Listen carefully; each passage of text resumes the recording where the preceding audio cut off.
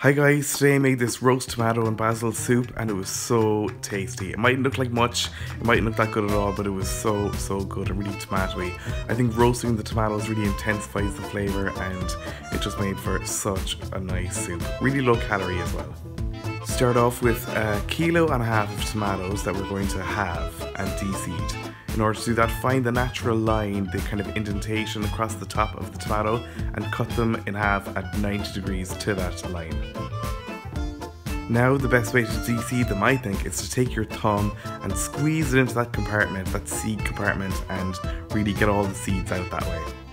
Once that's done, set it aside on a roasting tray and continue on with the rest of your tomatoes. We're de-seeding like this because the seeds contain an awful lot of water, which is really going to fight against the roasting process, and they'll just roast up an awful lot quicker and get more intensely flavoured if you do this. Save the seeds though. They might be very watery, but I still think they contain an awful lot of tomato flavour, so I'm going to use them to make the stock later. So once all that's done, you should have about 400 millilitres of seeds, which you're going to save and strain and get all the tomato water out to make the stock. You should also have a whole tray of hollowed out tomato halves that you're going to season first with about 3 tablespoons of olive oil and a tablespoon of sea salt flakes and about 1.5 tablespoons of freshly ground black pepper. Give that all a good toss up to combine everything and then roast in a hot oven at 200 degrees Celsius for 45 minutes. Next, you're going to take a large measuring jug, line it with a fine mesh sieve and pour the tomato seeds into the sieve, giving it a stir every now and again to release all that tomato water. Then in a heavy saucepan, add 2 tablespoons of olive oil and about 30 grams of butter and allow that to melt. Now that that butter is melted and foaming, go ahead and add your onions. About 2 of them, 2 yellow onions that are roughly chopped.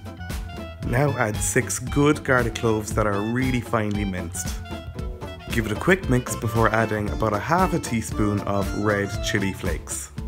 Let that all cook away for about 10 minutes, stirring occasionally. Then add your tomato water infused stock. I'm using chicken stock, but use vegetable stock if you want to keep it vegetarian. Follow that with 2 tins of tomatoes. These are actually whole tomatoes that aren't chopped or crushed or anything, but they will dissolve into the sauce eventually. Next, add a tablespoon of fresh thyme leaves and about 100 grams of basil, a really good handful with the woodiest stalks removed. Now add the roast tomatoes from earlier on, plus all the juices in the pan, and really try to scrape off any little burnt bit on that pan. Those burnt bits are so intensely, strongly flavoured, you won't even believe it. Then turn the heat up, bringing the soup up to a boil, stirring occasionally, and once it does reach a boil, then turn the heat way back down to a low simmer and allow simmer for about 40 minutes uncovered. Give it one last stir, and you can serve it up now like this if you want it really chunky. I'd probably have chopped up the basil a little more finely if I was going to do that, but I'm not. I'm going to now blitz it with an immersion blender and just blitz until you get the consistency that you like. I want it to be really smooth here and thick and beautiful. Now there's nothing left to do but just ladle some out and just enjoy. It was so good, really sharp and intensely flavoured, really gorgeous and really low calorie as well, all things considered. I know there was a bit of oil and butter, but it made for a lot of soup. So that's it. I hope this video will help you eat a little bit more healthy for January if that's your goal. If you did like the video, be sure to like and subscribe below, and in the description you'll find links to my social media accounts. Find me on there, and you'll also find the link to the full recipe on my blog www.rookiecook.org.